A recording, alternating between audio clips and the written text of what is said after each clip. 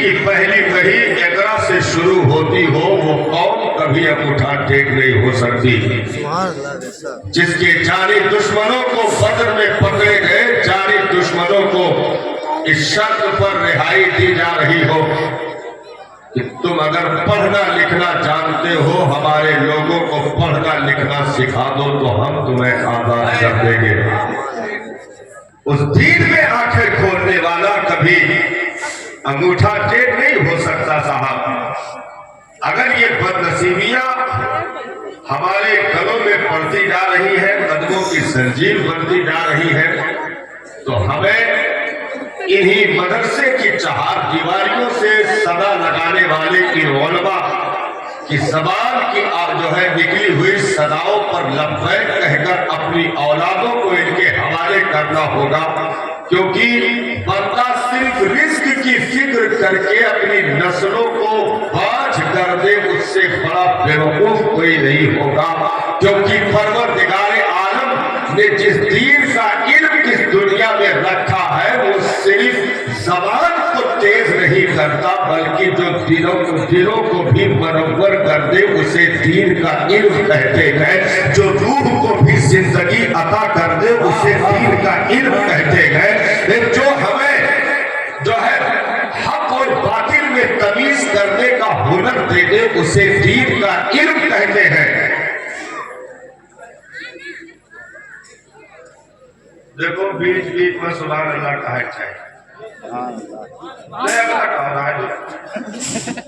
हम कहीं तो काम तो नहीं, ठीक है ना भाई। आधा घंटा कोई आपके सामने बात करत पसनिया जाए, एकदम से भजपुर निकल आवे, तो आधा घंटा के बाद कहो तो मर जाएगा।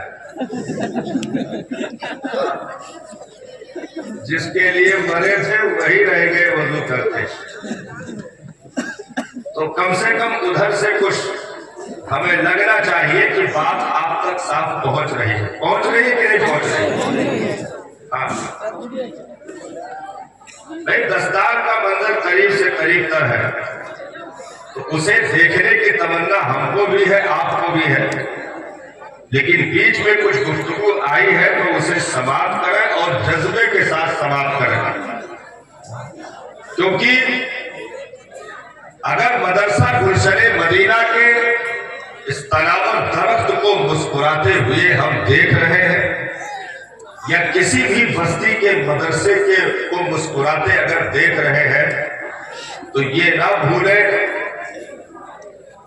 इसकी जड़ों में एक नन्ही बीज ने अपने वजूद को फना कर दिया है, तब जाकर के इन पत्तों को, डालियों को मुस्कुराने का मौका मिला है। जिन बुनियादी ईंटों में अपने आप को रख करके हमने गुम कर दिया, अब वो इमारत अगर आसमान से बातें कर रही है तो एहसान उन बुनियाद में पड़ी हुई ईंटों का है जिन्होंने अपने कंधों पर उस इमारत को उठा रखा है। इसलिए सलाम हो उन उलमा को जिन्होंने पूरे जिगर फिरा करके इन मदरसों को हरियाली अता कर दी। बहुत सारी नन्ही बीजें फना हो गई है, तब जाकर के आज ये जगमगाते हीरे निगाहों के सामने मौजूद है। क्योंकि ये सिर्फ एक मोहल्ले के लिए नहीं है, एक मदरसे के लिए नहीं है, बल्कि जो काम करके दिया गया है ये उम्मत के लिए है।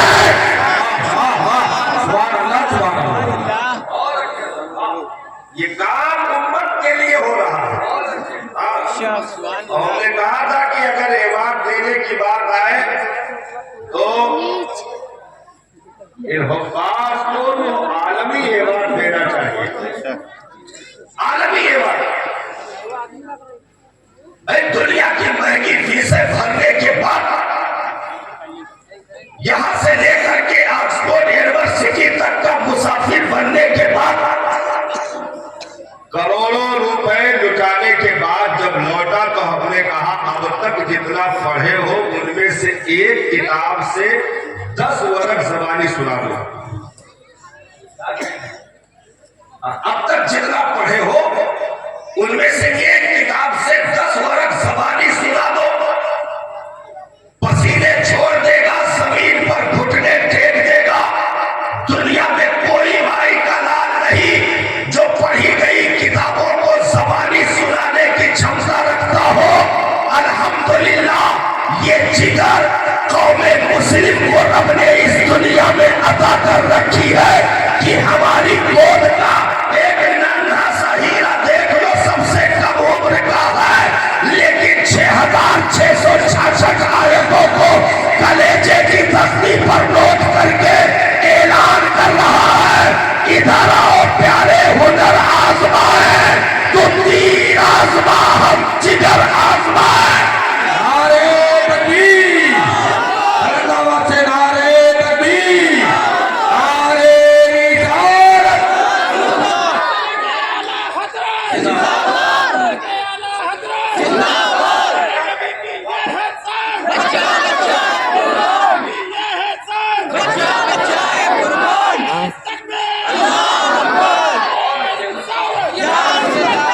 हमने कहा मर गए लोग तनख्वाहों की फिक्र करके, मर गए तनख्वाहों की फिक्र करके। 80,000, 1,00,000, 1.5 लाख मिला, उसके बादो धरना प्रदर्शन कर रहे थे। उसके बाद में धरना प्रदर्शन जारी। आज तक आपने इस जमात को धरना प्रदर्शन करते नहीं देखा होगा, जबकि पूरी दुनिया में 0 पॉइंट की तनख्वाहें हैं। इधर 0 पॉइंट की इनको धरना प्रदर्शन करते नहीं देखा होगा, या इनको फांसी लगाकर मरते नहीं देखा होगा। क्यों? क्योंकि कौम पर अगर ये लदे होते तो 30-40वां इनका हो चुका होता। ये उजाले मदीने की चौखट से आ रहे हैं, इसलिए जब तक गुंबदे खतरा की हरियाली है, उलमा के चेहरों पर उस वक्त तक नूरानियत मौजूद रहेगी, क्योंकि दुनिया के लिए पलना और है, मुस्तफा के लिए जीना और है।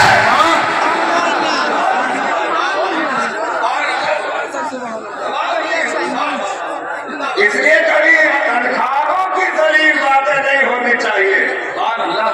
ये दे दिया, वो दे दिया, हमने कहा दुनिया की औकात क्या है जो दे सके। कम तनख्वाह मिलना ये इनकी परेशानी नहीं है, परेशानी उम्मत की है कि ये हीरे रखे गए, अब तुम खिदमतें कैसी कर रहे हो, नापा तुम्हें जाएगा हीरे नहीं। तुम खिदमतें कैसी कर रहे हो ये मामला अलग है, लेकिन तनख्वाहों पर टिके होते तो कब की ये जमात बुझ चुकी होती। लेकिन 0 पॉइंट सैलरी पाने के बाद भी बादशाहों से भी बढ़कर मुस्कुराहट और चेहरों पर रौनक और लिबास की चमक ये बता रही है, ये जलील पैसों का मामला नहीं है, मुस्तफा जाने रहमत की अताओं का मामला है। भाई इसी जलील सोच को लेकर के लोगों ने अपने बच्चों को मदरसों से खींचना शुरू कर दिया, खींचना शुरू कर दिया। अब भाई वकील का बेटा मदरसे में नहीं दिखेगा, कोई होगा तो ना, आज यहाँ मालूम नहीं होता, दूसरे लोग। प्रधान का बेटा मदरसे में नहीं दिखेगा, बड़े जागीरदार का बेटा मदरसे में नहीं दिखेगा। क्यों? क्योंकि वो जलील डिग्रियों के सहारे फ्लाइट से उड़ाकर सऊदी दुबई की दलाली के लिए उसे तैयार कर रहा है। हमने कहा करो बेटा करो, तुम उस दलाली करके बहुत बिल्डिंग तो बना सकते हो, मरमर भी लगा सकते हो, लेकिन जहां ये जूते रख देंगे वहां वो मुल्क भी बराबर